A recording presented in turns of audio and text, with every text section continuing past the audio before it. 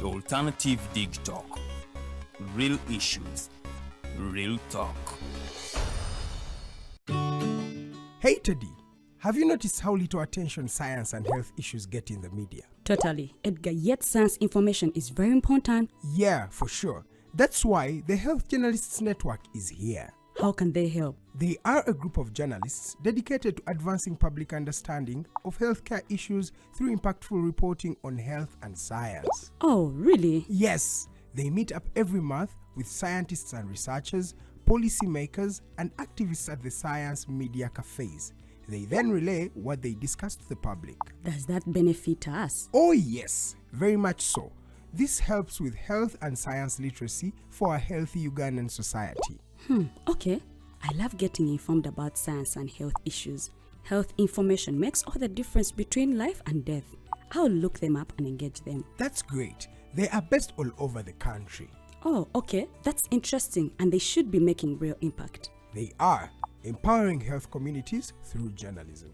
Journalists can save lives just like doctors. Hi, Rogers. Can I ask you something? Shoot. What does corruption mean? Well, summarily, corruption is abuse of public power for personal gain or for the benefit of a group to which one owes allegiance. For example, when a public office is abused by an official accepting or soliciting a bribe. By the way, private people can be corrupt too, like bribing police officers to escape fines. Okay. So exactly how does that concern me? Well, do you pay taxes? I guess, yeah.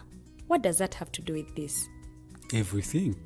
Because those taxes you pay are supposed to facilitate services you use, like water, electricity, roads construction, medicines in hospitals, name it. Okay, that is much bigger than I thought. But it can be stopped, right? Well, yes it can, although it may not be as easy as it sounds. And here is the reason why. Corruption roots are grounded in our country's social, political, economic, bureaucratic traditions and policies. So, what has kept it going this long? I mean, why don't we stop it? Well, the main reason why it has been here for so long is because institutions are weak, either as a result of poorly defined ethical standards of public service, weak administrative and financial systems, or ineffective watchdog agencies. What can we do to stop it? At a national level, we must focus on strengthening the independence and effectiveness of public institutions that fight corruption. At a personal level, we must commit to never giving a bribe. I promise I'll never give a bribe. Well, that's a great decision you have made. Me and you now have to spread this message to all our friends. If we all do our part, corruption will be no more. This message is brought to you by Alternative Digital.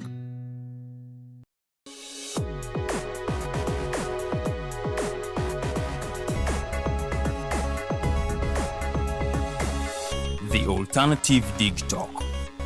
Real issues, real talk.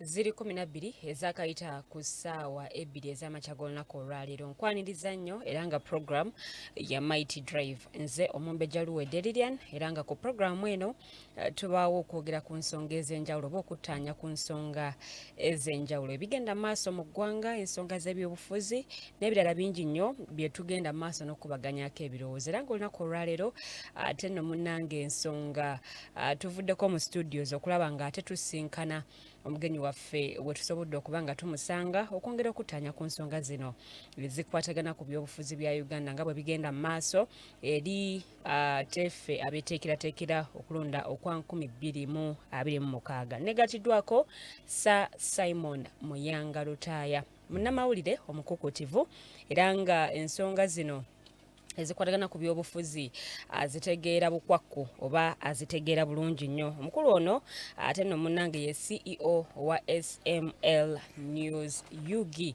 amaze okuba nga negataka amakya g'olunaku olwaleero akazinda lusaagala nkeesigalize kansooke nkagabaneko naye asooka alamuse ku batulaba olwo nno mukakasize ddala nti tuli naye mu studios. Kale omumbejja sebo omumbejja nsanyusa okulaba kisooka kyokubiri nsanyusa okubanga mu bonna be walowoozezzaako okwogerako nabo olwaleero nze omu ku bo bwemba nga sinze nzekka ate okwebaza olw'omulimu gwe mukola naddala kyetuyita diversification.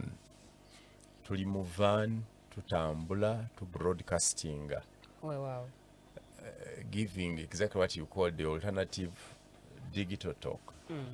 The alternative, because the world is about alternatives. Yes. These days wetukola if you want to bomanya nti abantu okutambula okujja ku luguudo okufuna taxi kibakaluubiriza then ng'oteekawo app omuntu taxi emala kutuuka n'alyoka ava wakola ki. Yes. So tukyayimirira ku luguudo n'oyasaamirira kubanga olinze taxi ezigenda nabweru. It's no longer working. All those are alternatives. So I've been telling the young people that the world has turned to solutions. Yeah. You are only relevant if you have a solution, even for the smallest thing you want. Tukyabonaabona na woteeri mukazi n'abeera ku pressure ogenze mu woteeri otudde naani wedde oline luwedde biki but I think I feel like chicken ng'akubira Jumia ng'akubira Gelovo ng'akubira there and then n'abanga services so you are part of those people who are revolutionizing our media with the alternative digital. I don't want to investigate where you get the money, but you seem to have made a lot of money. ekya ssente ekyo kankyesigalize nange sijja kibuulira abalabi bange naye nga nkutegeeza tuli butereevu ku alternative digital. Genda ku YouTube channel yaffe teekamu buteesi oba genda ku YouTube teekamu alternative digital ojja kuba nga otwota buliro. Link eno eri live osobola okuba nga ogigabanako ne munno ate naye n'abaako ebyenjawulo byayiga. Gwe alina ebibuuzo teeka mu comment section nja kuba nga ebibuuzo ebyo mbisoma nga show yaffe bwegendera ddala mu maaso. Akadde oba olunaku olukedde lwa kinnyikagobe siga nti omusana gwaka tetumanyi oba gunaayaka mu maaso awo okusinziira ku b'enteebereza y'obudde naye ate nno munnange tekirobedde bannabyabufuzi kugenda mu maaso nakuswaggula kalulu. Bwetudda ku kifaananyi ekinene Simon I love that Uganda obudde bwa kinnyikagobe. You are really from Uganda. You know, I love people who speak languages rightly. Bwensalawo okwogera olusogga mba nda kwogera lusogga tienda kulutamu because actually anyway bwenkaa nti nja kwogera luzungu nenda lube luzungu ti luzungu mu Luganda. So it is one of the things that makes you one of the things that show a person's respect. Speak your language you respect and speak it rightly. I'm humbled. Weewaawo katudde ku kifaananyi ekinene eky'ebyobufuzi nga bwe bitambula mu ggwanga lyattu Uganda essaawa zino. Kifaananyi kiggwe ky'olina oba ki ky'olaba mu byobufuzi byaffe? Njagala tutandikira awo. One, eby'obufuzi byaffe naddala eby'omwaka guno. Because ebyobufuzi is broader. You're talking about politics in the country, but maybe you are interested in elections. The most important thing we see now is lessons. Akalulu ke tulimu and the political system bwetutambula nze nga Muyanga ndaba mu lessons. We have learned a lot. Tukyali mu byobufuzi because abamu balabanga ffe abalinga abatekinze a different direction. No, that's why I'm going. Nti ndaba nga tuli of course like I said the other time tetuli mu byabufuzi tuli mu byabusiru.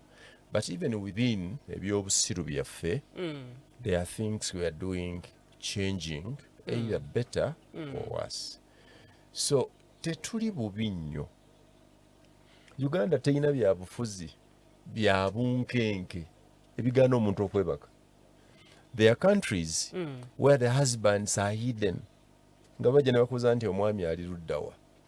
Omutima gukuyiika ngenda bagamba nti omwami ali luddawa. Amameme ne gakkuba. We have countries where you don't want to show that you sold something. Okay. You understand? Toyagala kugamba nti olina kye watunze but you sold something. We are in a country where many parents have their children out of the country. Tebagala kubeera nabo wano. Mwana wange mugende ebweru. Everybody's fighting for visa. Everybody's fighting for citizenship. Okay. You know what that means? Insecurity back home. Abamba Insecurity looking in the out future. for better opportunities. That is one of them. That is one of them. Okay. But if any country has better opportunities than yours, then either that country is not worthy your citizenship, Okay. or certainly you have a problem. I want to believe even today that Uganda must be better than any country for me. That if I wanted any country, I would only go there. Kwagala kukyalayo, kukyakalamu. Naye siyinza kubeerawo nga ndi ku bunkenge olw'okuba nnoonya butuuze obw'eggwanga eryo. Kitegeeza nti Uganda ggwanga eritannyambi. Sometime back wayogera noga nti tetukyali mu byabufuzi, tuli mu byabusirusiru. Yes, and I maintain it. Mu bbanga ery'emyaka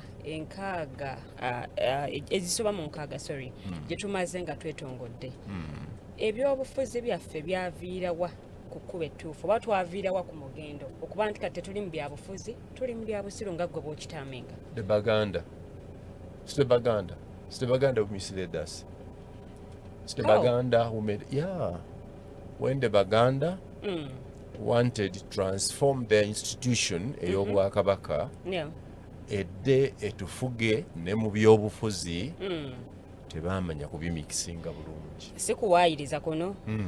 Nti nze mpaayiriza siggwe nawe ojja funa olunaku olw'amazima kubanga Buganda yali y'amaanyi, Busoga yali y'amaanyi, Bunyoro yali y'amaanyi, Tooro yali y'amaanyi as nation states. Okitegedde? Abasoga baali bategeerera ddala nti okubaawo kwabwe kuyimiridde ku kulima ppamba gwe banaasobola okulima era nga bavuganyiza ddala nga tebaagalira ddala kuwulira nti eri omuntu omulala alima ppamba asinga ewe Busoga. Abagisu bwe baali ku mmwanyi n'Abaganda n'abalala. Kasa twava mu ebyo ne twagala okukola Uganda eno ey'awamu ne tujja twegattanga bwe twegatta nti tukolera Uganda nga tetutegeeraganye bulungi ngeri gye tugenda kutambuza bintu ebyo. Eggwanga lyaffe ne lidobonkana. Naye ate bannabyabufuzi oba n'abatunuulizi b'ensonga bagamba nti entabiro y'ebyobufuzi eri nnyo mu Buganda oba esibuka mu Buganda. Ekyo kituufu. Ate bw'ogamba nti Buganda ye yavaako obuzibu. Ate nkugambye. Olwo kyawukanira wa? Wonderful luwedde. Kyovudde nga nti they missed us. Yali mu ffumbiro, yali Muganda. Yes. Kubanga era abeera mu ffumbiro bulijjo Muganda.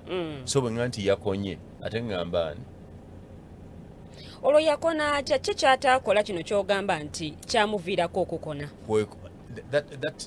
Tetwakkaanya ffenna ng'amawanga ku ngeri ki gye tuteekwa kutambuza mirimu gyaffe then and now. You understand? Abaaliwo beeyuna okuteekateeka ebyo byali bibayamba mu kiseera ekyo. They did not look at the future. Uganda would have remained strong as a federal state with strong Busoga, strong Tooro, strong. Era ennaku zino mbadde happy for kampeni ya NRM.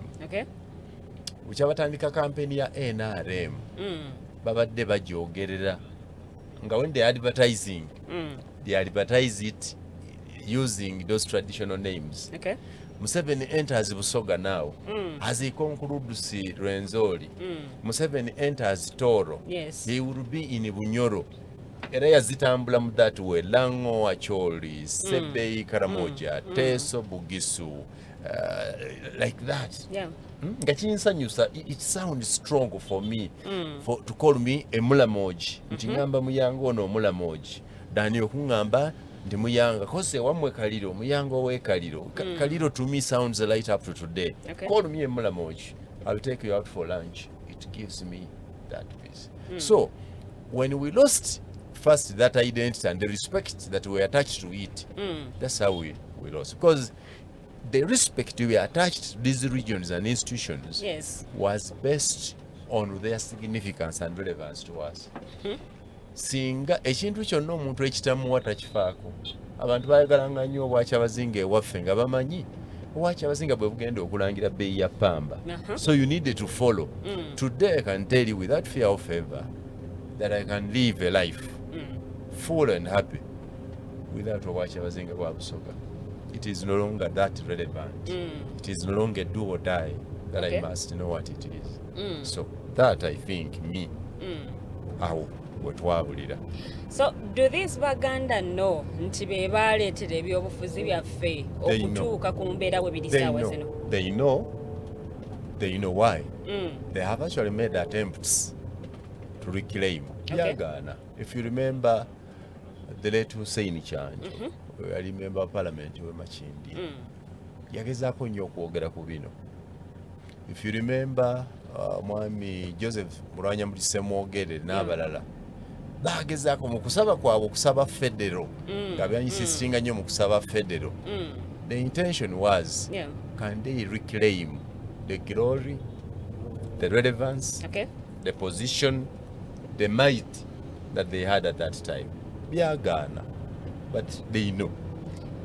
Abamu baddukiza ensonga y'okusaba federo newankubadde ng'ate abalala babakubyemu ebituli nga bagamba nti federo ono gwe basaba kyategeeza ne kye yeetaaga okuba nti abeera federo tetukimanyi. Eggwanga Museveni yali onoona mu kyenandigambe. Atya? Our country, somebody urinated in our country, it can no longer be reconstructed to those levels. Ebintu byakyuka. Waliwo okkiriza nti ekyo kigaanye. I'll tell you, for example, one of the treatments of a disease is accepting reality. That's the first therapy. When people tell you, Muyanga, you are HIV positive, ng'omanyi nti siriimu gye bamujja ogendayo n'ebiriyo n'obirya n'otandika ate okwemasaga kati siriimu namugjeewa bulijjo mbagamba omukazi luwedde oyo eryettaka lyerindogesa poloti yagala okunzisa. You have skipped from reality. By the time you accept, it is too late. So you must accept reality now as part of the therapy. We can no longer have institutions, cultural, traditional, even regional, that are as strong as a post and immediate pre-independence Uganda. So instead of struggling to look for that, we are better off building a new Uganda. So abasaba federo bali badde ensonga bagiteekesa ku bbali. It is a waste of time, a waste of energy, and it's a misdirected request. It can no longer be possible. Kujja ngo yagala bakuwolezeemu nakyo kisoboka. Guni nyumunguza ompe. Kubanga waliwo wabawo federo oyo munyumunguze. Banyumunguza ne bakuwa ate otuuse tumaze okulya. Supu tatumala. Ke tumunyumunguze. Tugatagatta okuva ku sowaani ez'enjawulo kanti naye tufunira otufu. Twalina nga ffe abali entula ne katunkuma. Tiyaliwo akuyiwanga mazzi nga temuli na munnyo. Bw'aba waliwo tuyiwamu buyi mazzi ne twongera. N'obanga ofunye ki? Ofunye enva. So tuzimbe eggwanga eppya. Njagala federo n'obulamu bwange bwonna. I am a federalist. I believe in federalism, but I agree it is no longer tenable. The message they were preaching abannabyabufuzi mu kadde kano kwe kuba nti federo oyo y'ayinza okutereeza Uganda. Terina byogerako tebabitegeera nawani abipreaching. Who is preaching federal mu presidential candidates? Frank Bulira. Frank, okay. I've not heard him speak. Okay, katudde. It's late for him. Okay. Bwe tutunuulira ebyobufuzi bya Uganda bizze bibeeramu endooliito mpitirivu nnyo, bizze bibeeramu abantu okwerumaaluma weewaawo n'okwesongamu ennwe. Katutandikira ku bali ku ludda oluwabula gavumenti saawa zino. Is their performance really up to what Ugandans expected out of them? Nasoose kusiima nti olina oluganda olunyikivu era olulungi. Era nedooza nti bwetyo bwe tunaamaliriza. Naye ate kati oyagala kundisappointinga bw'oga nti ab'oludda oluwabula gavumenti. Wano tewali ludda luwabula gavumenti. Tebaliiwo. Because omulimu gwabwe gwakubeera nti bakipinga gavumenti in check. Which one do they keep in check? bagiwabula ku kyekitatambudde bulungi ku Madam, you know what they call a country? And you cannot correct what you don't know. Call a presidential candidate Mugambe. The government has just been spending money on presidential industrial hubs. How many do we have in Uganda? Call anyone and find out. Call them and tell them how many industrial parks do we have in Uganda that are being developed? Nakaseke kapeka na mamve olabo baba bimanyi mbale. Call any presidential candidate now by random and ask them how much money has government spent on Hoima Stadium. They don't know. They don't follow these things. In Uganda, opposition does not follow governance issues. That's why they keep talking about these issues of making noise. Now, you cannot give an alternative on things you don't know. Okubera wabula government kitegeeza nti ogenda gamba government, for example, by policy Museveni okuzimba industrial parks mu bibuga ebweru Mbale nebeera nakyo Nakaseke ina newalala is an effort to depopulate and decongest Kampala city. Yes. You understand? By policy that people would come here to look for jobs, because like Mbale Industrial Park is giving 12,000 jobs. No. You understand? All that population will be here, but they're in Mbale. So for you to give alternative, nedda febwetyo siwe tulaba tukozese nnyo ebyuma capital intensive technology, tukozese nnyo ebyuma kijja tukolera naye bwe tukozese nnyo ebyuma abantu baffe tunaabakola tutya kubanga ekyuma kimu kisobola okureplacinga abakozi omutwalo mulamba. Now there you are debating policy era owabula government. Tovuma government, tovuma bafuzi, tobalangira. Kati nga bwe nawulidde bwe bavuma muvuma abantu bali mu kuvuma Salimu Sale yabba ettaka lye Nakaseke, Salimu Sale yabba ettaka lye Kapeeka, Salimu Sale, so they have branded Salimu Sale ng'omubbi w'ettaka. Okay. But when you follow the story, when you follow the story well, Salimu Sale actually donated his land to put an industrial park in Nakaseke, which has surprised everybody. 34 factories in one place. Just this week, I saw videos of Salimu Sale and Yoweri Kaguta Museveni giving out over 250 land titles to locals around the place. Now, can a thief give you a padlock? That's done towards elections. No, my dear. No. These things are timed. It could be misinterpreted otherwise. Anyway, what am I trying to show you? That the opposition that you are talking about does not know what goes on the side of governance. They are simply politicking, and not politicking, but making noise. So you can't be an alternative government if you have no alternative policies. What is the alternative policy for the opposition on PDM? Government is giving $1 million per person for 100 people in each parish. What is the alternative?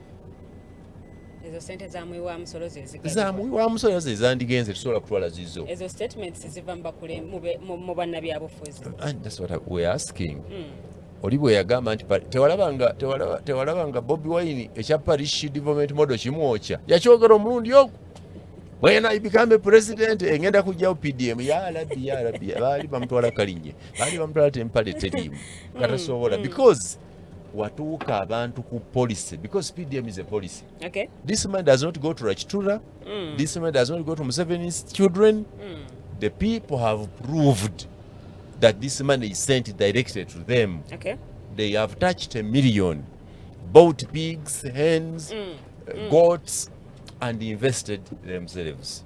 Now we are saying if PDM is bad, according to you, what is the alternative? Ekyo kye bayita abawabula government. Bino ebirala by'olimu, these are money makers. You understand?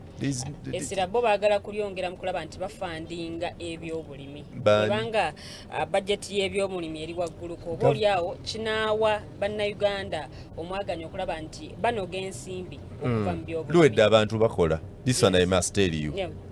Uganda is moving. People are manufacturing. I know of someone who has 1 million birds. Aina enkoko akakadde kamu Agamba.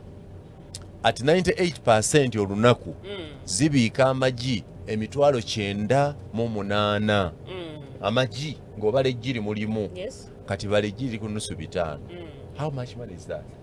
So the people in Uganda who are seriously working, oyo yiche yeetaaga kumukendereza ku misolo, yeetaaga kumufunira katale bweru wa Uganda atunde oyo ganiiri munene mugagga muvundu teetaaga kumanya campaign we zibadde leero teetaaga kumanya simanyi bye muvuma mbu musajja agenda ne struggle yammwe tagimanyi. So people are working. Okay. But I have not heard the opposition talk about such issues of a policy nature, issues of an alternative nature, issues of development and progress. Ne baba babyogera babiyitamu lukwakwayo nga abali ku street bwe boogera kubanga bw'osanga abaana bali ku street nga bw'ojjukira baatugamba nti emmeeri etuuse. Emmeeri etuuse kati emmeeri etuuse eri Mombasa ejja n'emizinga kabisa saa yonna eyingira wano abagivuze etambula olinga anyumyanga nti emmeeri esobola okutambula ku luguudo ng'obawulira banyumibwa emmeeri ejjaluza emmeeri etambula ku luguudo. Emmeeri etuuse e Mombasa ddala oba n'amagezi emmeeri ereeta ebyokulwanyisa Museveni etuuka e Mombasa ne kibeera that cheap nti naawe kapera asiiba ku street awo kaleere we mulindidde obitegeera. Ensonga endala enokolwayo bannabyabufuzi bano okulaba nti embeera y'abannayuganda eterera bo gye bagamba nti bagenda kugikwasa maanyi singa baba nga bateereddwamu obwesige y'ensonga y'obuli bw'enguzi bwe bagamba nti bufumbekedde ejjembe mu ggwanga lyattu Uganda ekiziŋŋamizza obuweereza okutuuka ku muntu asemberayo ddala wansi. Nasoma literature nga mwagala era mwagala. Kale ekimu ku bintu byempa ekitiibwa is the application of diction, the use of appropriate words to describe appropriate situations. So mu Uganda togambanga nti bannabyabufuzi maybe bannaffe bamalyansimbi abamalyansimbi ababbi baffe muno temuli bannabyabufuzi tetubalina bannabyabufuzi bayita ebyobufuzi bannabyabufuzi be ba Raila Odinga rest in peace. So you cannot show me Raila Odinga yajja leeti yasooka kukola nabo ne babba bonna yajja leeti omukulu Robert Kyagulanyi Ssentamu munnabyabufuzi muyimbi no saawa zino akulembera ekibiina ky'ebyobufuzi era ekikutte omumuli ku ludda olwabula gavumenti. Muyimbi his primary job is music. Okay. Secondary interest I think maybe is the eby'obufuzi. He crossed from okubeera omuyimbi saawa zino munnabyabufuzi bw'osigala ng'omuyita muyimbi don't you think munnabyabusiru owewudde tewali byabufuzi wano tuli byabusiru wana. Bobi Wine is togera kati ku Robert Kyagulanyi Ssentamu is an activist, should be celebrated and respected. He is a social rights activist, a man who is very well off economically, but loves to see other people so well off. He is an activist. He is not a full-blown politician at all. Okay. His actions have shown. His handling of the party has demonstrated that. Engeri gye gabamu kaadi za Nuupu juzi yayongera ddala okunyiikiriza okulaga nti si munnabyabufuzi wabula mu respectinga era mwagala nnyo alumirwa. Bantu batono nnyo abeera mu nnyumba ye ne balya bulungi ne baagala okumanya bo banneiba nabo balidde nga bwe tulidde. That's why dustbin kati osangako abasuddeko enkoko pieces eza enkoko gye mwalese ekyo tekyalingawo edda nga tusobola kusanga muntu yasudde mawolu basudde enkoko ku kasasiro ku bantu be tulina babuuza osuula otya emmere ku nseene ennamba. Jjajjange yalinanga enkola nga bwemba temunnamalawo mawolu tafumba ndala okitegedde bw'eba ebalemye nga mutwalirako bamuliraano akatogo twafumbanga akajjajjange yali afumba nnyo bulungi akatogo nga mufumba akatogo ne mutwalirako ki ku bamuliraano kubanga kyali kivve okusuula emmere. Kale Kyagulanyi ali mu bantu abo alaba nga kibi nnyo okwebaka mu mansion ye Magere okuvuga zi escalade ze n'ayita ku bantu nga buli muntu mwavu. So he's a social rights activist. Kyagulanyi is not a politician. Oh, okay. Bwe tudda ku opposition, bwewetegereza obulungi olabira ddala nga at least there is a lot of energy eri youthful, ne wetegereza n'olaba nti ku social media at least bateekawo embeera.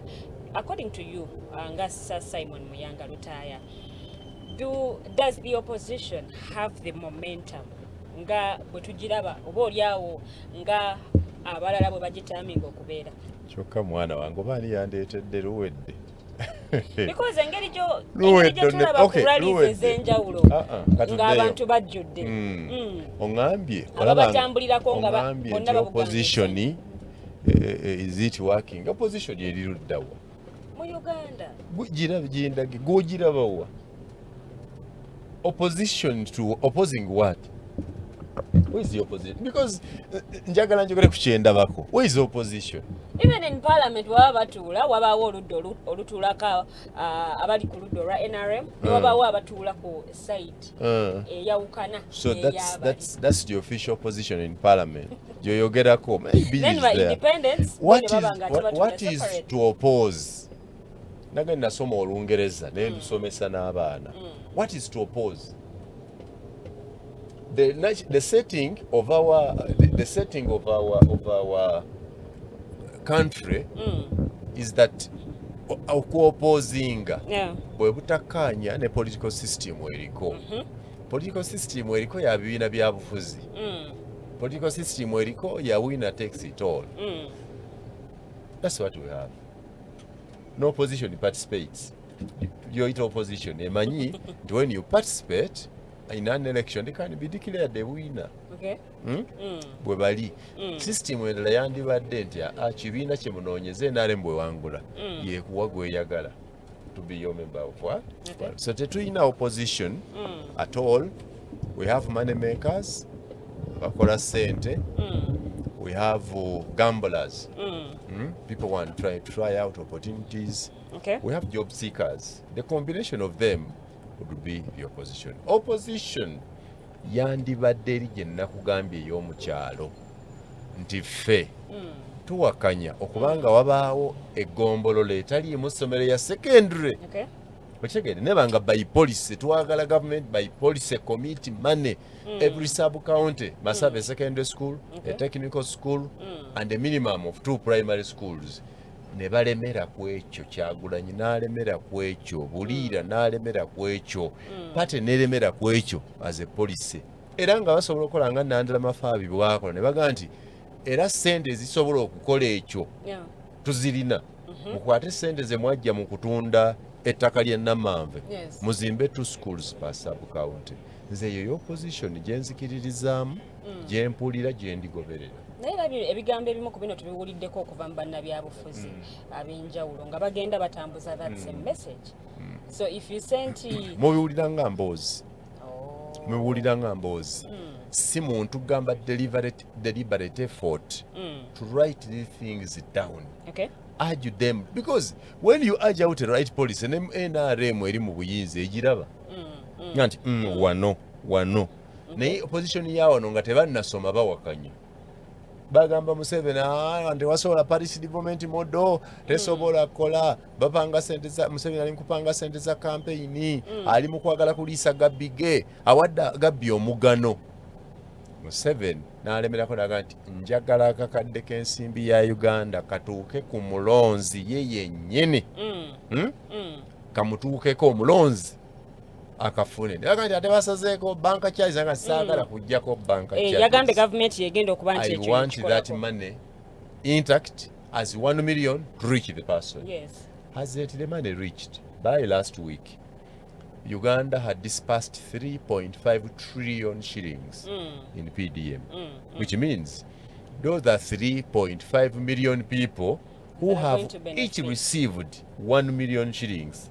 Kyobola mpulira abawutta wano nga bagamba mbu bali mu kalulu era opposition egenda kuwangula era kana akalulu. Museveni nga tetunnatuuka na mu box. Okay. Already ayinamu 3.5 million votes of people who have each received 1 million shillings in PDM. It is rare that someone has received government money, 1 million, will skip Museveni's picture and vote for Kyagulanyi. Nga bamaze omusuubiza nti by the way bwe tulonda muzeeyi sigenda kweyongera bubeera obukadde busatu muli mu muzannyo. We have no election here. Mu Kyagulanyi agenda kuwangula, no Kyagulanyi tumwagala. We shall respect Kyagulanyi the way we respect Raila Odinga. Okay. Kyagulanyi has laid ground. He has sacrificed life and goodies to enlighten Ugandans that even when we think things are better, okay, there is need to prepare. Ekimu ku biri mu manifesto ya NUP kwe kuba nti balina manifesto gye batongoza era ng'ensonga 11 ez'essimba ze bagenda okubanga bateekako essira singa babanga bawereddwa ate omukisa okulaba nti bakulembera eggwanga lyattu Uganda era ng'ensonga enkulu kwe kulaba nti bakomyawo enfuga egoberera amateeka ku website ya NUP gyeri ku website. Okay, they have 11 issues in the manifesto. Mu manifesto yaabwe era nga emu ku zo era nga bwe mbaserabidde yeekulembedde kwe kulaba nti bakomyawo enfuga egoberera amateeka. Ate yeeriwo enfuga gye tulina essaawa yeegoberera amateeka bweti bwegoberera. Muyanga Lutaaya wangi oyagala okubeera member wa parliament nti ye njagala okuweereza ku ki ku ggwanga lyange. Okay, fuba okulaba ng'olina ebbaluwa ya senior 6 kiri mu mateeka era ojja kujja ovuganye weesimbewo naye sigwa osalawo ojja kujja eri akakiiko k'ebyokulonda duly constituted okawa ebisaanizo byo kalabe keekenneenye kakoleko n'okunoonyereza kalina eddembe okukkiriza oba okugaana ku mateeka. Bw'onaamala tomala kukuba nominated n'otandika okutalaaga ekyalo. Linda akakiiko k'ebyokulonda kajja kubuulira mu butongole diri woba onoonye atandika okunoonya ki akalulu era bw'onaaba onoonya akalulu togenda mu byalo banno mwe bali leero bw'otegeera nti luwedde ali kaleerwe ng'ojja kubeera kanyanya ekigendera obutaleeta mivuyo ago mateeka. Ojja kuba kampeni okumala ennaku 45 bwe zinaggwako bateekewo akalulu tulonde ago mateeka. Bwe banaalonda akalulu ne bakusinga obululu ojja kulangirira awangudde eryo tteeka. Ssebo gwe osinzizza obululu gwe memba wa paalamenti omupya. Ensi bategoberera mateeka kubanga etagobera mateeka yandibadde abeekatwe MP wamwe agenda kubeera luwedde abeebusoga MP gwe tubawadde yono baabikolako bobote. Munnange bo bagamba nti amateeka gano gakola lwa lumu oba sinakindi gakola gasavinga side emu y'ebyobufuzi. That is a fundamental contradiction in your statement. Ensi egoberera amateeka kitegeeza tegoberera amateeka. Ate n'ensi egoberera amateeka obw'olumu tuli ku ki ku byonna? Tugobererako amateeka obw'olumu bigambo bya bannabyabufuzi oba tetulina mateeka. So ekisooka kiraga tulina amateeka oga tugoberera amateeka obw'olumu kitegeeza nti ensi erina amateeka naye mu kuteekesa mu nkola duty y'okugoberera amateeka n'okugateekesa mu nkola si ya gavumenti yokka. It is our duty, all of us, because government cannot monitor. I don't know what people call government. Tuli ne opposition erina obuvunaanyizibwa okulaba nti tugoberera amateeka. Kyendakoza nti bo mu alternative policy zaabwe what do they have kyebalaga as a policy or a method of ensuring the rule of law? Bonga bo balina policy ki? Dile wawulira nga tukuba enkuŋŋaana nga NUP FDC nga enkuŋŋaana ezo papasire za kusomesa bantu baffe ku byamateeka baga nti bannange twagala struggle naye tetukola kino nga bakola sensitization muziyita mutya crime prevention campaigns. Bulira zeddi kasiba ntalabise ddi Oyo Munyagwa is way out. I think Munyagwa, sometimes I call Munyagwa a madman with apologies. He's an intelligent man, a very good teacher of mathematics. He's a brave man, he's aggressive. Yes, style. But he has refused to put those good traits to good advantage. Yes, style, yes, you know Munyagwa better. Okay. According to you, who is the biggest spoiler opposition? Kyagulanyi. Atanaweza na myaka 2 is the biggest spoiler. Mu by'obufuzi bya Uganda. It's a very good word. Uganda's position problem now is Kyagulanyi. Kyagulanyi is the spoiler. Kyagulanyi yanona politics waffe. Kyagulanyi yanona opposition yaffe. Alaba tugizimba yatugamba nakombo mugamba Uganda talina democracy akola. Twayinza kwesimbawo mirundi ena nga tetulina democracy akola. Kyagulanyi yatukakasanga agenda okwesimbawo. Ti mu Uganda democracy akola ki? Akola n'agereka Dr. Besigye yali yeesimbyeyo emirundi ena nga democracy takola nti ali selfish. Ayagala kukanga balala kubatiisa butajja kukola ki?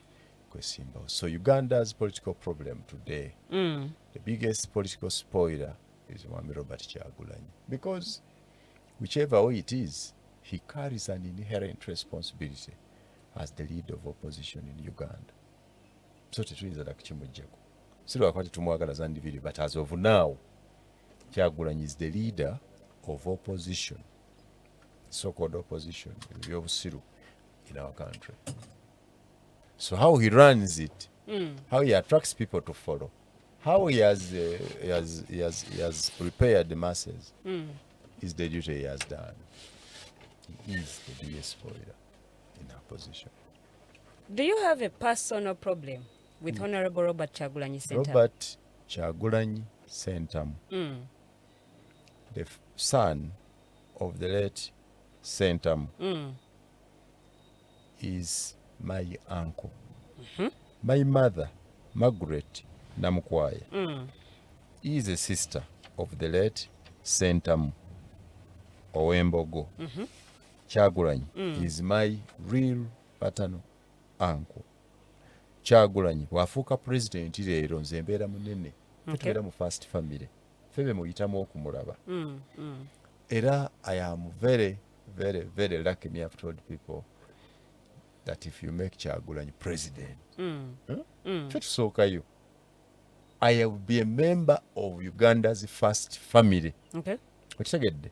Mbasabira nnyo mulwane mbeereko member first family if Kyagulanyi becomes a president. Which is unlikely and never. Wano Jolly Abalamu yagamba nti ne bw'anaaba awangudde tajja kulangirirwa. Because Lwaki Atumalira Obudde? Ebituli abikubye mu kakiiko ka byakulonda. Look at the conclusion. Conclusion, Museveni gye yakolanga ng'ali mu kkobi n'agamba nti now therefore. Yayogeranga biri byonna. But twali tulaba mupiira twalindanga statement eyo. Yaga nti now therefore lwagenda tusindika ennaku mu lockdown. Now Kyagulanyi bw'aba akakasiza ne bw'anaaba awangudde tagenda kulangirirwa. Why is he wasting our time? Kwongera kulabisa. Bw'omala okulabisa now therefore bannayuganda basalewo. Ate abaana abalonze be balowo. Bannayuganda era balabisizza ne basalawo batya n'abibaddiza ne basalawo ne balonda Kyagulanyi. Si bwe kiri byabakama n'agaana omulangirira. Oba wakoleredde ki? So we need to sit and rethink first our political interests. Okay. What country do we need? Twagala kiki kye twagala mu by'obufuzi? To rethink, and I mean this now is for all of us, because not even NRM is safe. They actually worse off. If Museveni left them now, would scamper, would even go to exile. Okay. Some of us would even be killed. Okay. But we need to sit and rethink our country. I want to urge Mr. Museveni, if possible, to allow a constitutional review commission now we review our constitution, Okay. and this Constitutional Review Commission should be complete from LC1 to where we are. What does the public want to see changed? Now, from the many views they give, you tabulate and see what has appeared most times. But is it really the constitution gye twetaaga okutereeza oba okuddamu okukola obuto?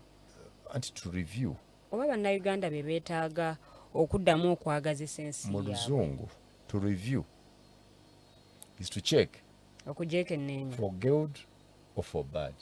To review means you'll remove or put a few things. Okay. As I'm saying, let us do a constitutional review of our country. That will mean we are going to examine each institution. How is our judicial system? We copied it from the British. Is it working? How is our economy system, our economy? We look like allied to China and then allied to America. Which of the Tulina two? mpawengwa. Kyagulanyi. We are friends of Russia, friends of America, and friends of China in that confusion. So we seem to claim that we are non-allied.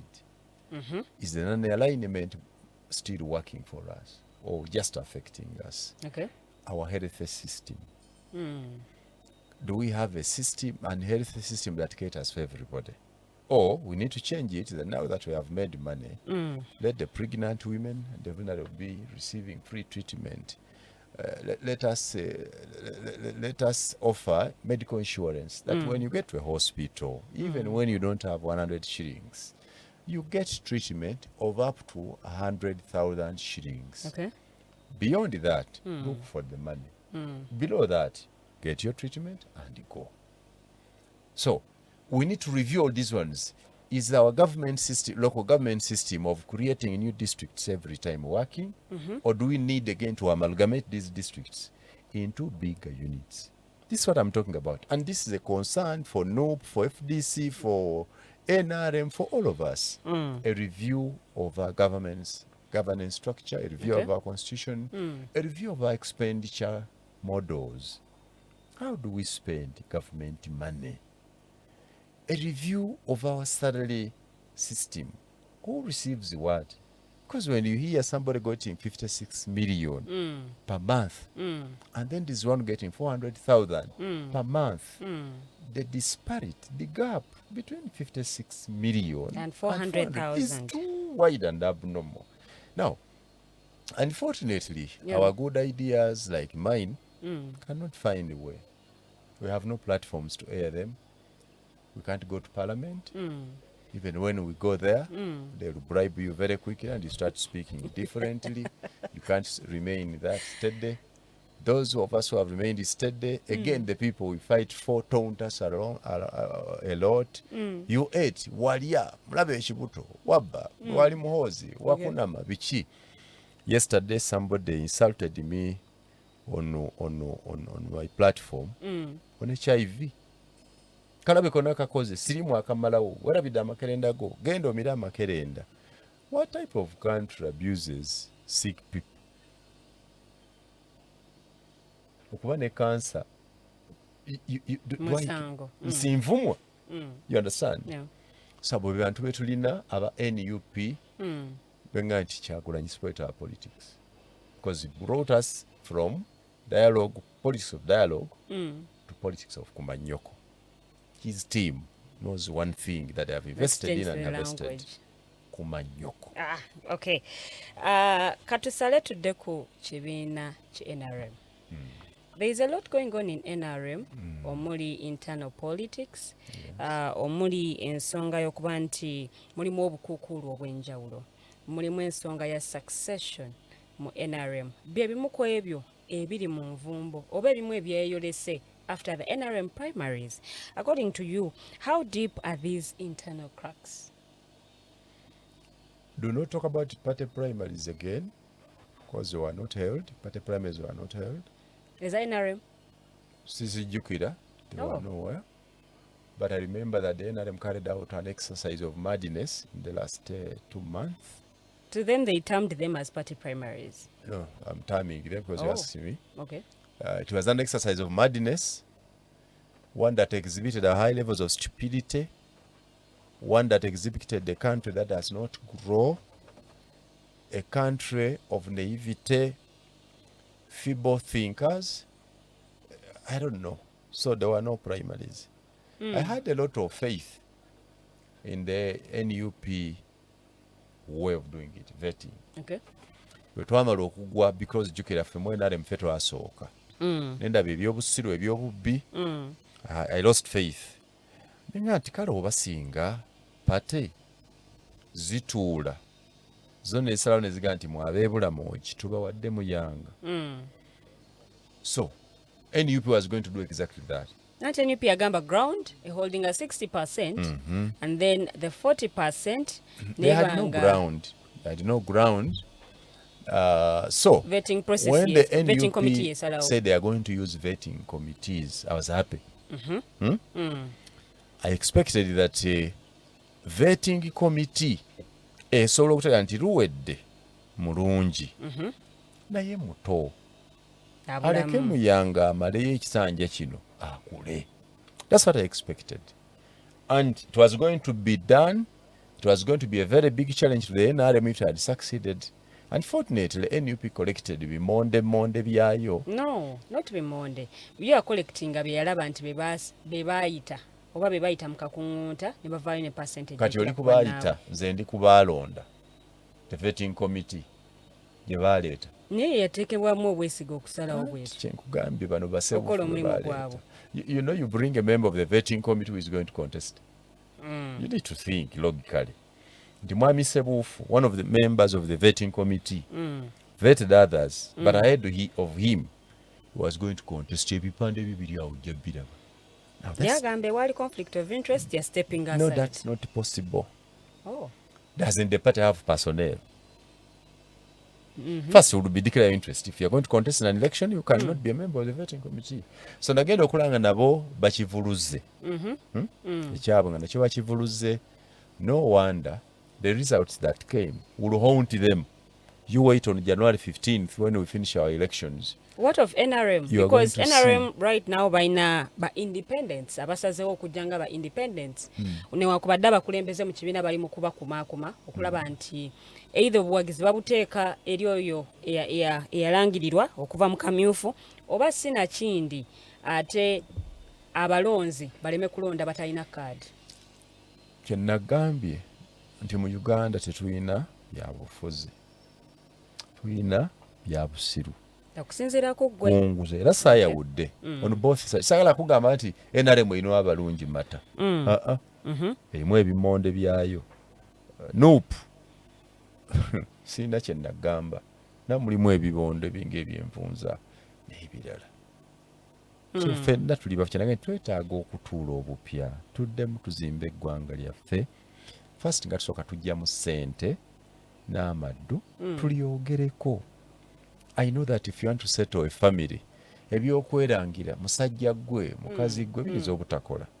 Naye bwe nkutwalako out ku chicken papa ani mukyala luwedde kiki.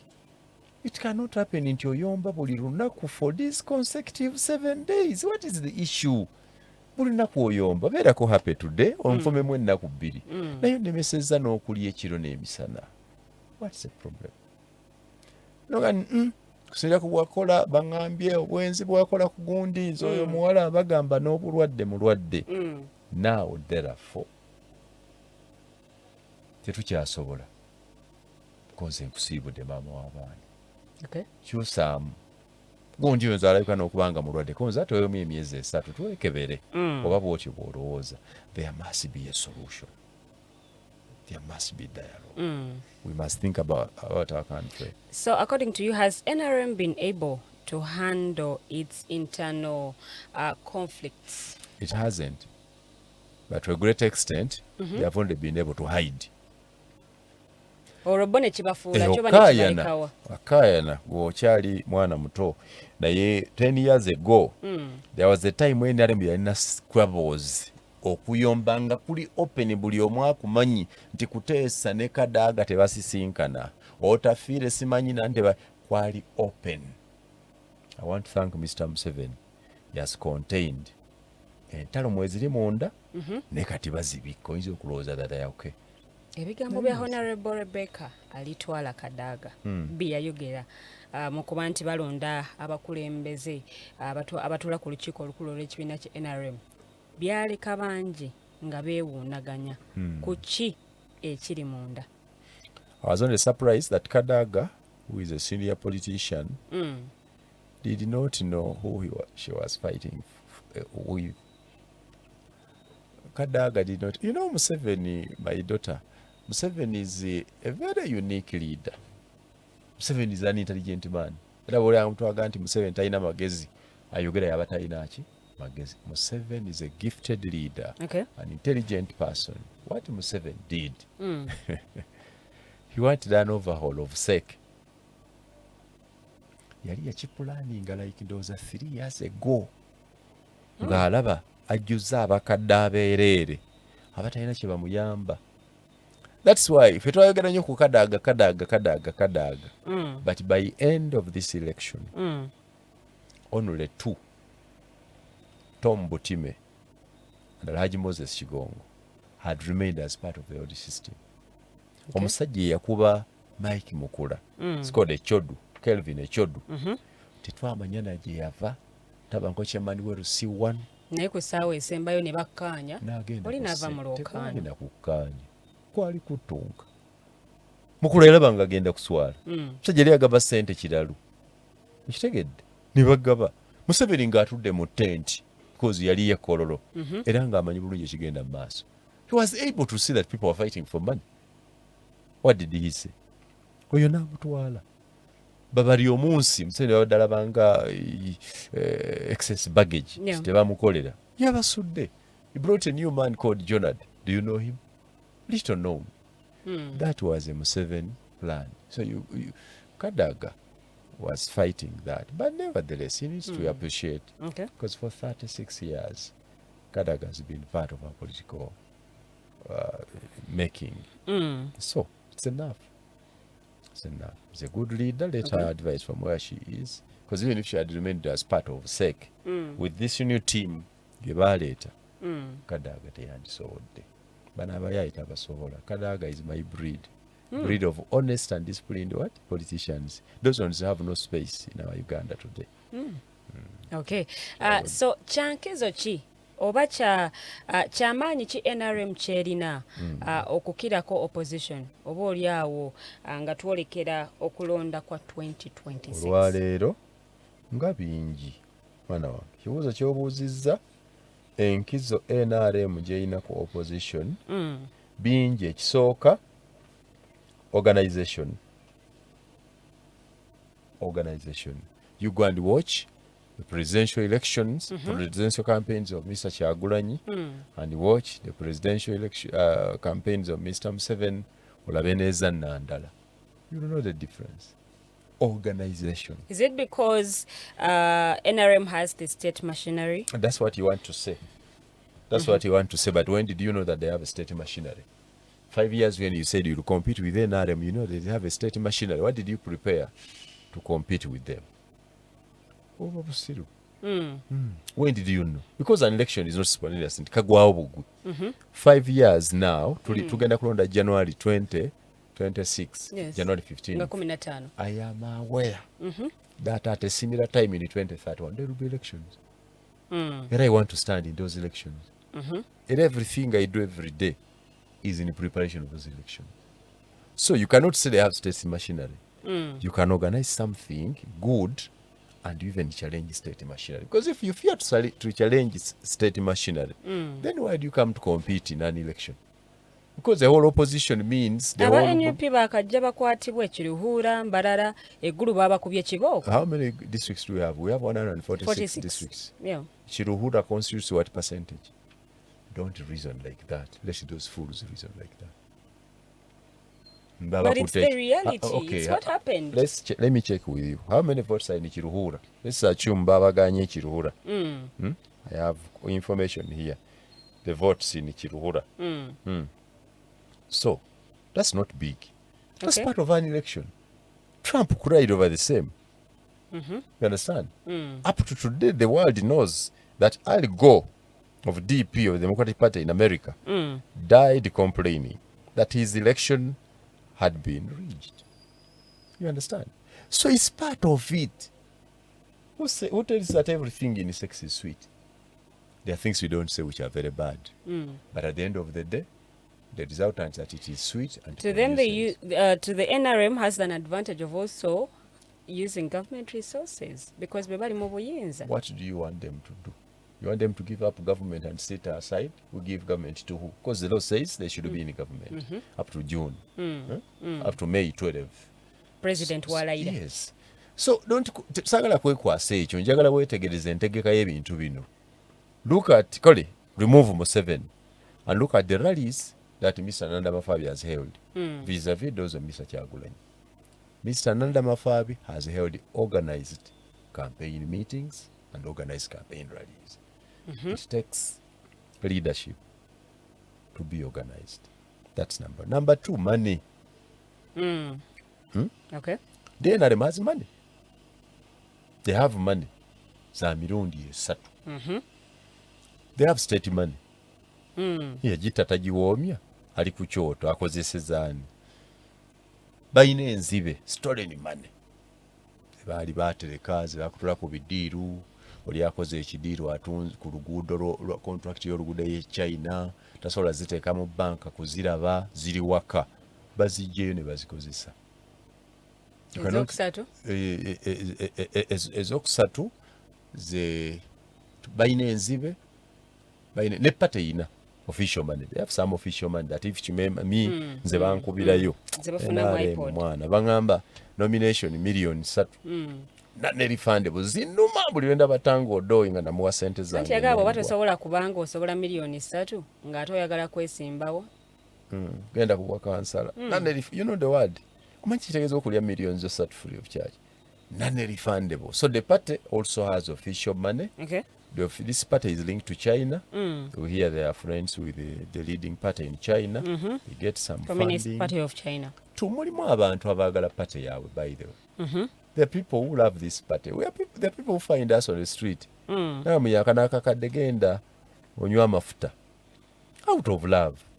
Government techimanyi, Museveni tachimanyi. Taina agenda zimusasula. Ninga ganti, when you said we are protecting the gains and you are able to enumerate the gains, you did a wonderful job. So if NRM has all these advantages, bwebanga ina sente, bwebanga ina state machinery, should we say, is this an election? Jebalimo? There's a challenge actually. When you talk about money, I need to conclude with this.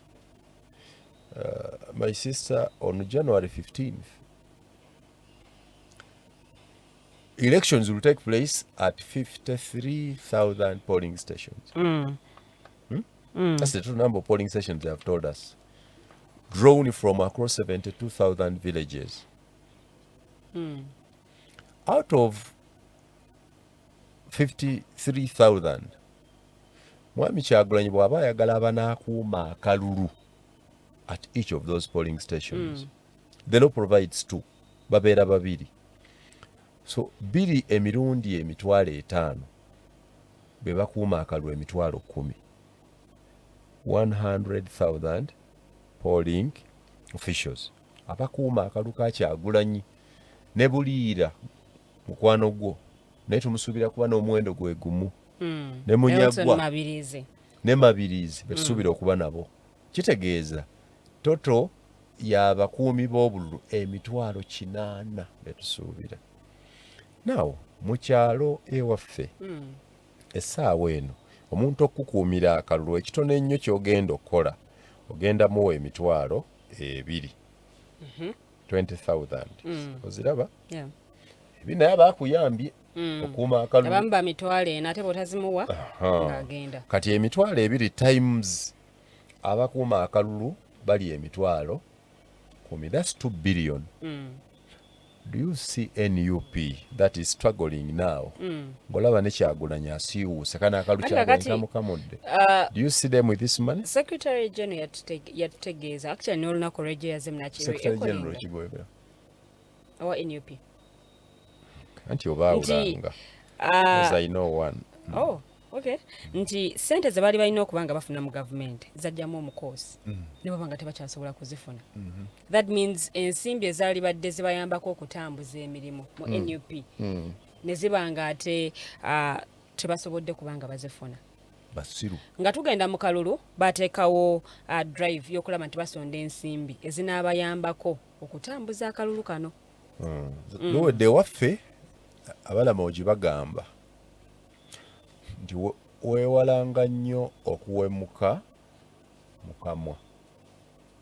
Waakiri omuntu kaalaba obwereere bwo nti omukunamidde naye nga toswadde na bigambo bweyogera. Tebalama ogise ohemuka enfungo notahemuka munwa.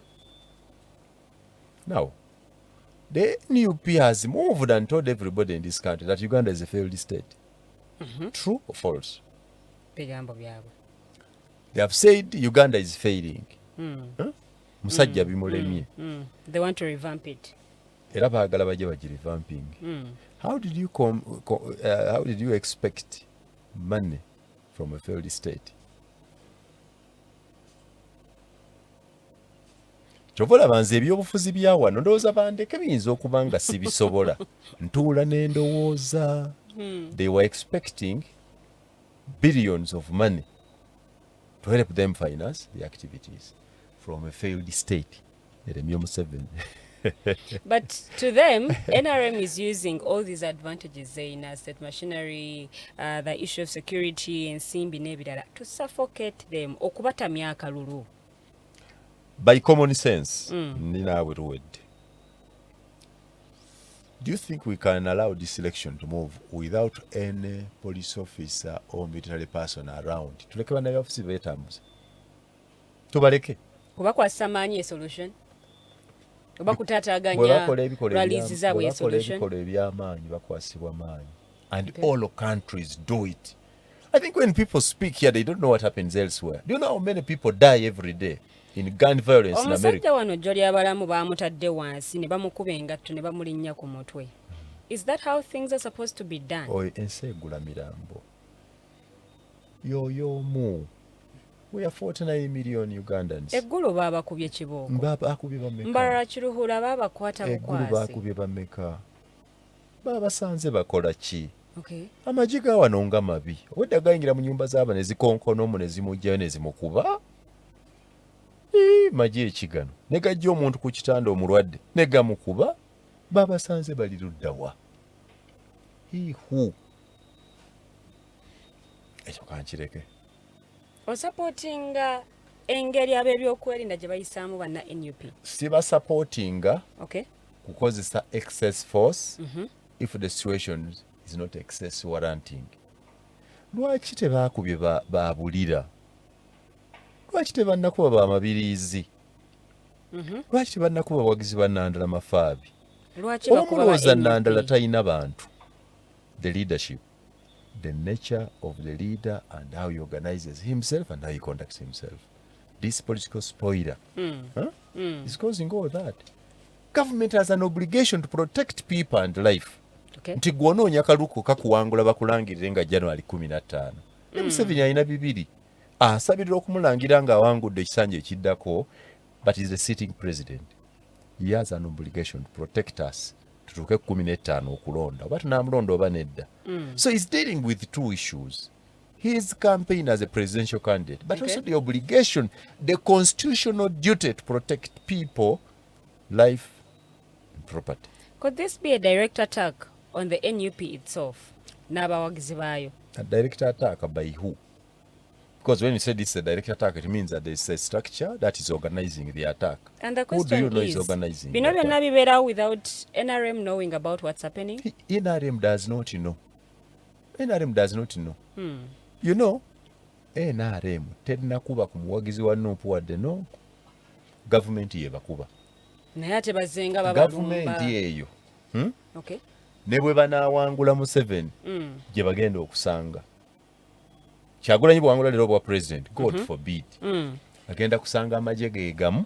Okay. Era Kyagulanyi lwe balironda tebagenda kuggalawo poliisi. Amalwaliro tegenda kuggalawo. The institutions will work. So government yekuba Kyagulanyi amagye ga gavumenti ge gakuba ani NRM teyina buzibu kwaboga nti NRM yebakuba nange oba ontwaliddemu. I'm there. And oyagala toyagala, you people. I was here the other day. Yesterday, today is what? Today is we are speaking on Wednesday. On Monday, abantu baali awo. There was a population there. Y'abantu abali bagobera Kyagulanyi nga bawera emitwalo 3. They were like 30. Wano wetuli 30,000 people. Kyagulanyi amaze okwogera. Bagoberera mu kumugoberera nga bablockinze street event inda okusenge togenda ku roundabout y'ekisaasi bali mu kubo baagala Kyagulanyi. There was no way of okuba dispersing except tear gassing them because mwaba abavuga emmotoka mulimu adduka okutaasa omulwadde, mulimu adduka okutaasa mukyala waali lubuto. So because you have political excitement oyagala tubalekera oluguudo olunaku lulamba nga tetukoze. It cannot happen in a government ne mu ya Kyagulanyi. Is NUP a threat to NRM? A reason as to why bino byonna be unfolding? They used to be. The first Kyagulanyi attempt was a serious threat to government. Okay. This government would have collapsed if Kyagulanyi was organized last time. This one, Kino Kidandali balinga banywi ba Marwa. They are no threat at all. Let's cross over to Electoral Commission. According to you, is it independent? Can it independent? Tell me one electoral commission you know which is independent. Because the American one, Trump claims bamuba. No mukazi oli gwe nawadde. What tunuleko mu ya Kenya? They're independent. Raila Odinga has died complaining. For all the elections he participated in, he has complained about this is it Chibukati thing. He has always complained. Ebintu ebimu njagala bw'oba obulamu bunaakugondera muwala wange. Learn to live in reality. Okay. There is no country whatsoever we know that has an election that's free and fair nga bwe mulowooza. Tekisoboka. There is no independent electoral commission. Okujjako nga tukoze constitutional review gye twayogerako ne tukyusa ebintu ebimu. Olowooza mwami Byabakama gwe mpulira nti afuna $3.6 per month. I have no evidence but I hear afuna $3.6 buli mwezi n'emmotoka n'abasirikale ne foreign trips n'ewalala. Ani gwe yandiyagadde yabeere president? Ono agamba nti nzijja mbajjewo Bannayuganda gwe balonze. Because yeyina mandate eyo. Okay. So bannayuganda be balonda Byabakama. Nti ekiruhura baweereza erinnya, Embala ne baweereza erinnya, n'Ebusoga ne baweereza erinnya, kife tuli ku Byabakama. Mu nkola y'emirimu gyalina kuba neutral because are serving both parties. Alina kuba very good. Lady, I love you. Now, listen to this statement. You write it. The presence of mortuaries at hospitals is not that doctors will not treat, but the reality is that even when they treat, some people will die. Write it. Topoza bidala. Every hospital will be qualified to be called a hospital. It has a mortuary. That's not to mean that doctors are reluctant. Bagenda kujjanja ne bajja kulemwa. Okay. That's the reality. Nsibwete bwetambula. So does EC or does the Electoral Commission control the process eno yennyini eya kalulu? Oba process yennyini yeri mu controlling Electoral Commission? Go on nominating abantu. Nedda. So who is controlling? Go ajemu walukaga. The Electoral Commission. So who is controlling? God yalinga tayiwa nti ali opposed. The Electoral Commission is controlling the process. They are running the thing very well. Okay. The things are moving very well. But like you people, you organize a wedding. You have, I don't know, you need to organize a simple party, birthday party. These ones we organize, surprise parties. Have you ever experienced a surprise party spoiled by a friend? Organizing idoli okumusurprisinga mu mukweke. Namukona nanga mwana John, sigenda kujja kupate yo. Na spoiling ekintu. These things happen everywhere. The Electoral Commission is moving well. The only happiness I have, that despite all their mistakes and challenges, I have had an opportunity to talk to Mr. Museveni myself, and I have had an opportunity to talk to Mr. Byabakama myself. I can confirm that the two leading parties that our people think want to steal an election have no will whatsoever to steal an election. In fact, their will for a clean election, Byabakama's desire for a free and fair election onto his legacy supersedes all our interests. The custodians of the elections are interested in a clean one, and I'm happy. Okay, so have all the stakeholders played their part? Uganda Certainly all stakeholders, no. From the Electoral Commission? Stakeholders, Electoral Commission, they have not played their part. In this election, if you have observed, the civil society organizations are quiet. They are not participating. Yet they're the ones who have been shielding the duty of civic education. They're the ones who have been doing that. Remember the top war campaigns? Yeah. Those top war campaigns did a lot.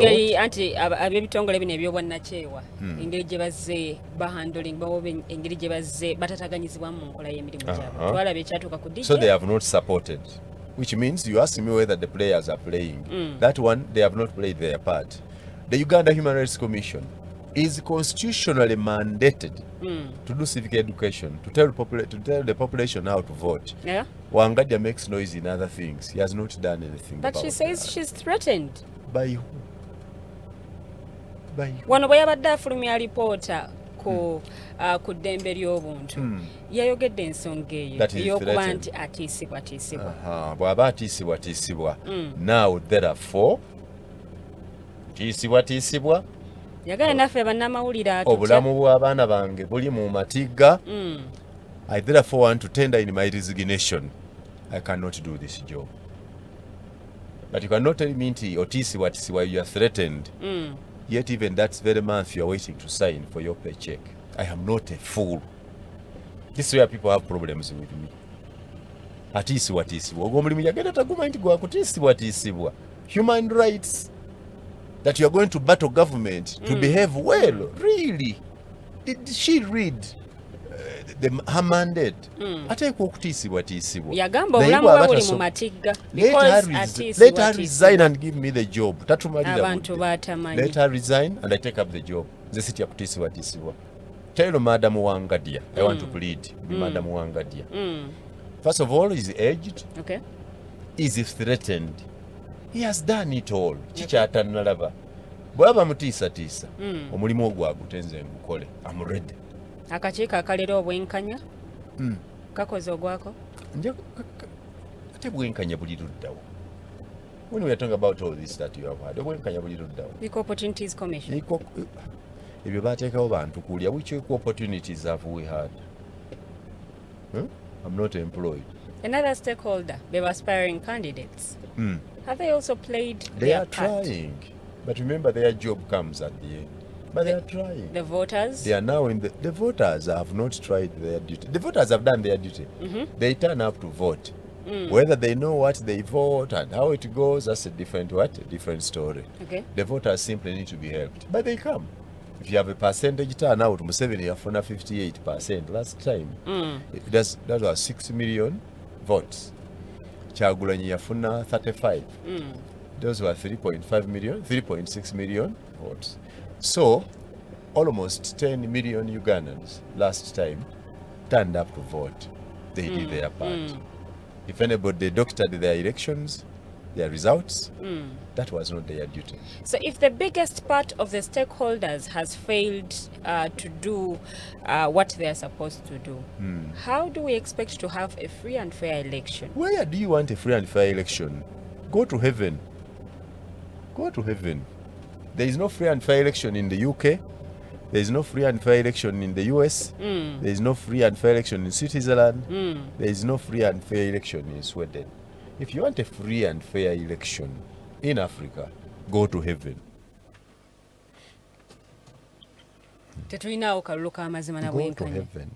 Even you an answer. If you want bintu birungi nga byatambudde bulungi ne babirangirira ebyo genda presiding officer Katonda polling assistants be bamalayika Okay. bakulangira ove mu ggulu ng'olangiriddwa nza n'okuba nga bakulayizza. Okay. Those things are stories. Don't waste time on them.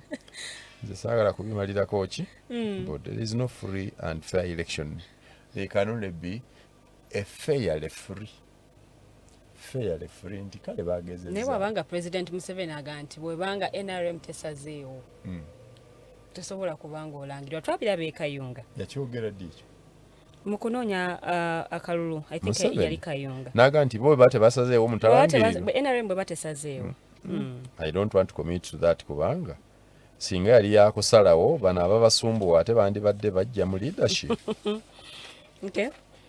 Weewaawo ku ddakiika 28 ezakayita ku ssaawa 3 ez'amakya g'olunaku olwaleero program ya Mighty Drive era tweyongera okulaba nti tuyitaayitamu okwogera ku nsonga ez'ebyobufuzi nga bwe zitambula mu ggwanga lyattu Uganda oba nga ebintu bwe bigenda mu maaso. Twetegekera akalulu ka bonna aka 2026 so gwatulaba nsaba okwese comment section teekayo endowooza yo, teekayo obubaka bwo nja kubanga ate mbusoma awo nno tube nga ate tutambulira wamu okulaba nti naawe otubuulira ki ky'olowooza ku kalulu kano aka 2026 gwe ng'omulonzi kiki kyokoze bwe kituuka kulaba nti tuba n'akalulu ak'amazima n'obwenkanya. Atugambye ba stakeholders abamu tebannaba kubaako kye bakola oba oli abo abamu tebakoleddeeko ddala newankubadde nga asiimye abalonzi nti bagezezzaako okulaba nti bakola ekyo kye beetagisa okubanga bakola. Kale nno ate tuveewaawo tube nga ate twongerayo still okwogera ku violence eri mu kalulu. Twagihintinzeko katono nnyo naye twagala okwewuunaganya ku violence eno ensibuko yaayo eriki.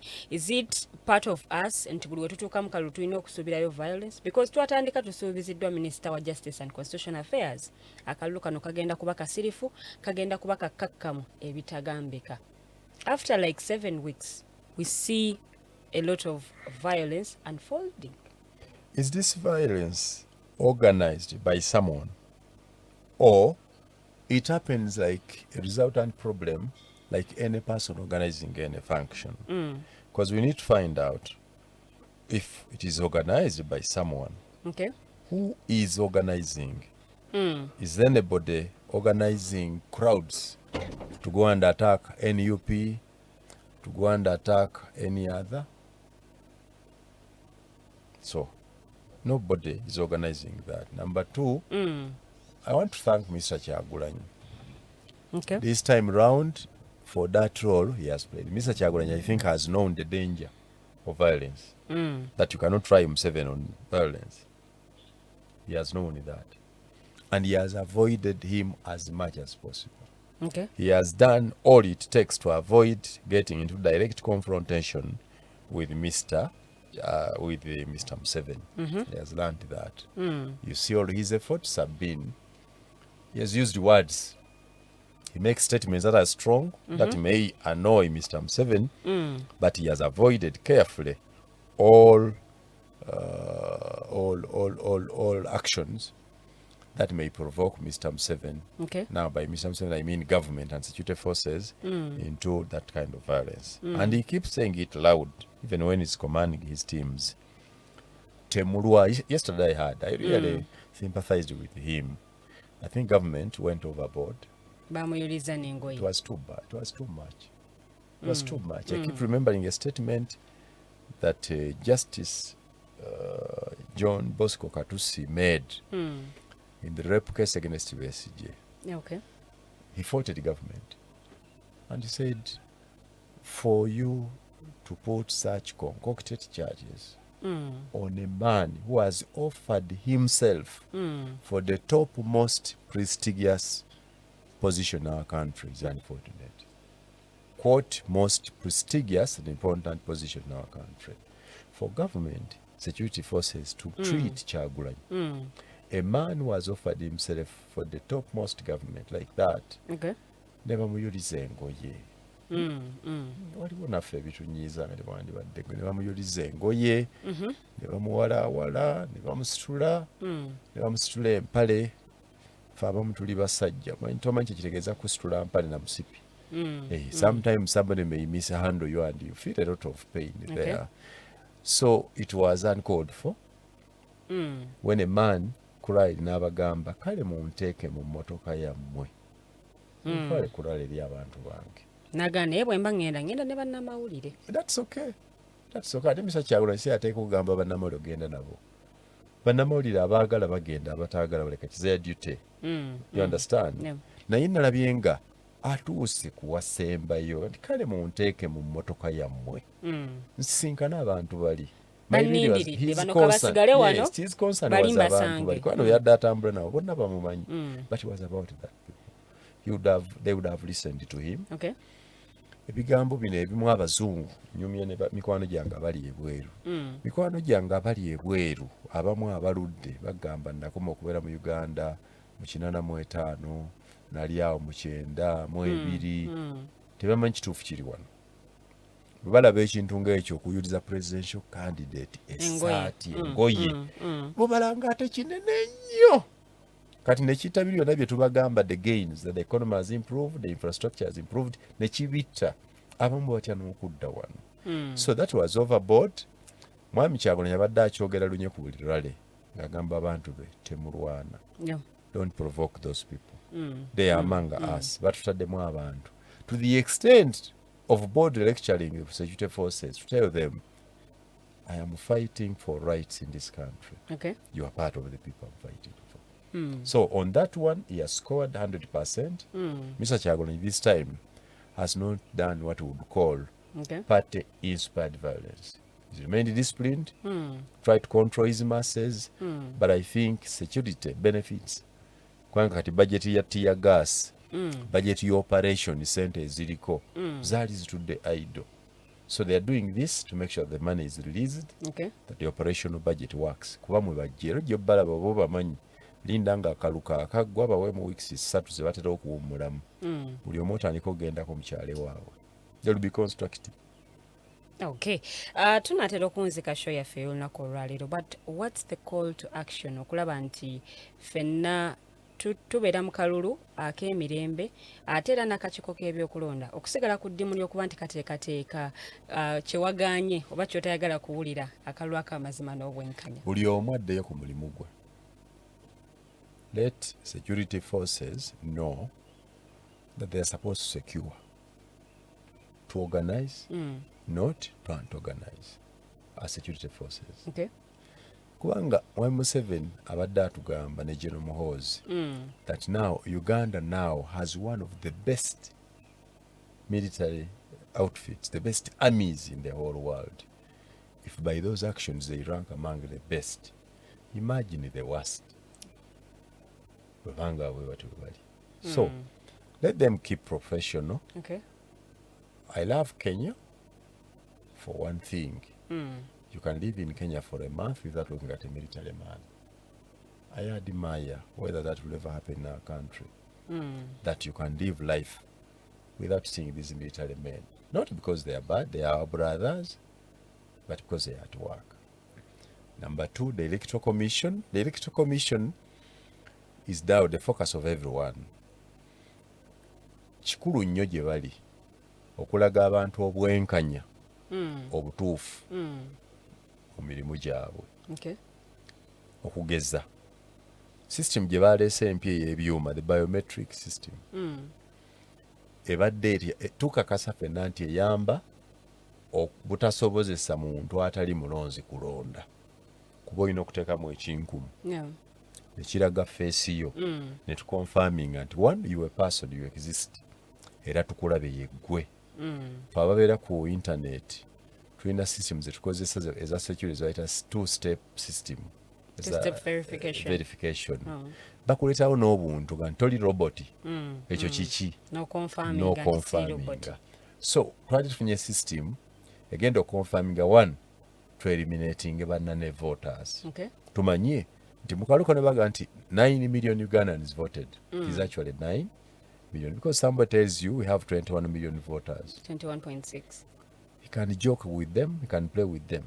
Newaga nti abantu million 15 be balonze oba 10 or so. Naye twagala kulenga ekiri ku biometric systems zino zifulumye ekyo.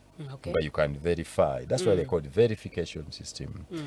So, once that is done, it will restore confidence mu kalulu. Nti abalonzi abatuufu be bakoze ki? Be balonze. Now, that's the duty of the Electoral Commission. Ebyo binayambako okusirisa amaloboozi g'okubbibwa kwa kalulu. Go tegali sirika ojja kufa tukuzinga tegasirise naye tujja kugezaako. So now tulina ennaku 32 buli ennaku 32 to the general election. It may be very hard for 32, you 33 30 something there, whatever it is. It's a month, roughly a month. It is very hard to take people through the biometric system now. Your polling officers bagisome bagitegeere bagikozese on January 15th, which means you have done the right thing to bring the biometric system, but you did not have the will to use it rightly and deliver good results. If you had the biometric system, yandibadde yajja dda, you can even do a mock election or trials, because when did you know you'll have an election?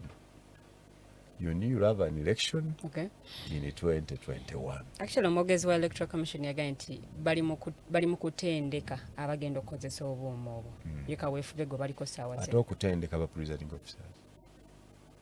Agwo gonna mulimu. Within that time. Ate okusomesa abalonzi, bati bannasomesa ku balonzi. Bo bagamba nti omulimu sofa bagukoze. Ogw'okusomesa abalonzi? Ebyo nno nkotinga bigambo bya mwami Mukyunguzi. Okay, he's my friend. He's my friend. We live Mukyunguzi. Mukyunguzi is doing a job. Era twamuyina wano. He's not thinking beyond his job. For us, we are thinking about the politics of our country. Politics is life.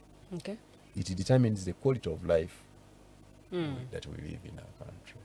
So it's beyond Mr. Mukyunguzi's job. It is what kind of election results shall we have, and what impact shall those election results have on the future of our country. Have we as journalists done our role? No, you haven't. Because first of all, you have been biased. Ugandan media is predominantly opposition. That they even bakuyita batya okusavuwaza bentya tusavuwazi things. Ne bwe tuba nga tulaze tiyagasi nga akubibwa ne tulaga abakubiddwa emiggo, lwaki mututaminga okubeera biased? Several. There are countries where you can't show those things. Because we need to remind ourselves every day as journalists that whatever goes wrong, we are citizens of Uganda. When they loot, they're not going to loot Buchikubo yokka. They loot your cameras, they may even loot your digital vehicle. Tuli maaso g'abannayuganda we batali. Era ebivaayo bitubalaga. Baako ne wookoma. Baako ne wookoma. It is part of journalism to examine the effects of the story. There are stories. I was an editor for 14 years. There are stories we buried. There are stories that will never come out. Understand? Wow. Protecting the gains, NRM kyegamba. Super. The gains are everywhere. NUP nega okuzaawo enfuga ey'amateeka. Ng'egajjawo. FDC nega nti kukola butaweera kulaba nti munnayuganda aba ne ssente mu nsawo. Oyo mutuufu. Nandala is speaking sense. Omukulu Frank Bulira naga nti ayagala kukomyawo federo mu ggwanga Uganda. No. Don't take me to that level, really. Ani alina manifesto? I'm not that cheap, really. Eyinza okuddamu okukaaba kw'abannayuganda kwe babadde nako. Manifesto ziri bbiri. Entuufu nga practically bw'oziteeka wali ne zitandika okukola. Noga nti zikole practically. Manifesto ya Nandala Mafaabi. Ne manifesto ya Yoweri Museveni. Practically noga nti tutandike the way Nanda Mafabi is telling you, because he has demonstrated into asobola. Okay. Asobola okuleeta ssente money in your pocket. First of all, oyo kennyini mugagga. You know, tulina abantu abazunga nga naye kennyini ali bubi. Abatambula. Okay, abayesimbyewo. Ng'omulaba naye mwennyini ng'omuntu ali ki? Ali bubi. Naye ng'agamba bannayuganda mumpe tereza embeera zammwe. Naawe kennyini weeremereddwa. Ogamba nti ogenda mubasobola. But Nandala bw'agamba nti ngenda kutereza embeera zammwe. Abadde member wa parliament emyaka 2. Billions and billions is audited, by the way, in his Bugisu Cooperative Union. Era Gemanyi wayagala okugateeka wagateeka abagisu bo baga nti ku kyemmwanyi tebalina kye bakaaba okitegedde bakifuna abagisu bongedde okusoma katasovu mwanyi ne ssente bali tebasomye nnyo naye genda obalabe emakere the professors eki bongedde okusoma so Nandala bw'agamba nti I'll put money in your pockets amala n'akuwa ne formula bana abalala boogera bwogezi muwawa njakola bwentu ja oti yajja kikola naye oti tulinga bana abalonda ba member ba parliament nga member wa parliament yeevuga ayine motoka yeevuga nagamba ngenda kola nnyo okulaba nti noonya emirimu okuwa abavubuka n'ogumu ogw'obwa ddereeva gukulemye okugaba otulimbanga bw'ogenda okugaba emirimu naye bannayuganda ekirungi kye bayina bannayuganda baagala nnyo ebintu eby'obusiru n'ebyobulimba baagala nnyo omuntu abalimba ate baagala nnyo omuntu ababuguumiriza era kati nze ojja kutulaba ku mukutu nga kye basinza okukola kuvuma awo wensabiro siibula abatulabye amakya g'olunaku olwaleero njagala kwebaza for the development and advancement in technology njagala kwebaza you are making a contribution to this country you may not know naye singa twali tetuliiwo ffe aboogera ku bikutu ne tusirika ensi yandibadde yanjawulo era kituufu tuyamba abantu okutegeera ebirungi n'ebibi bateekwa okutegeera so nzijjukira ng'ompite kuba kye nasigaza kwe kwogera n'abantu ebigambo byange ebimu ku bisinga okuba ebibi naye baga nti bw'oyogera ofa ne bw'osirika ofa better you talk. Arthur Koestler was saying, what do we do? Was choosing to die in silence, die in silence, because no silence bakutta, or to speak out and die. I'll never stop speaking. Like I told people, and I always say, I'll never sell my soul. Omuntu yenna ayagala okunnemesa kasita ndaba nga ky'oyagala okunkozesa oba kibiina kya byabufuzi kirimu elementi y'okwagala okunsirisa oba okunjogeza ebitali bituufu njogere by'oyagala mba sijja kukisobola. Thank you. Okay, neyanziza nnyo neyanzegesa Simon Muyanga Lutaaya gwe mbadde naye amakya g'olunaku olwaleero mulanga agukubidde buli gwe kikwatako okulaba nti addayo ku drawing board okulaba nti akola ekyo kyategedde okuba nga akola eri ggwe omulonzi eri akakiiko k'ebyokulonda eri ebitongole ebikuumaddembe eri akakiiko akalera obwenkanya okwonokosa n'akakiiko akatwala oba akakola ku nsonga z'eddembe ly'obuntu mu ggwanga lyattu Uganda awo nno n'awunzika n'ebitongole by'obwannakyewa nti buli omu abe nga addayo okukola omulimu gwe kale naffe bannamawulire tube nga ate tuwa bannayuganda ekyo kye beetaaga okuba nga bafuna. Bino si bigambo byange era saagala kubanga nnyongerezaako ekigambo n'ekimu naye nange call gye mpunzika nayo kwe kuba nti munnayuganda ng'ennaku z'omwezi 15 oba ennaku z'omwezi zonna ezaateekebwawo akakiiko ak'ebyokulonda okulaba nti tugenda okukuba akalulu oba okulonda abakulembeze ku mitendera egy'enjawulo tube nga ate tujjumbira genda olonde ate olema okuba nga weemulugunya ku bitatambudde bulungi gwe kola gugwo gwakulonda ng'omulonzi ate tukuume emirembe. Njagala okubaagaliza olunaku olulungi n'okwebaza ttiimu gye nkoze nayo omukulu Ali Alibawa omukulu Jeremiah Mukiibi mukose Arnold Anthony ate ne Kamala byonna Norman tumuhimbise nze Omumbejja Luwedde Lilian mubeere bulungi mwe.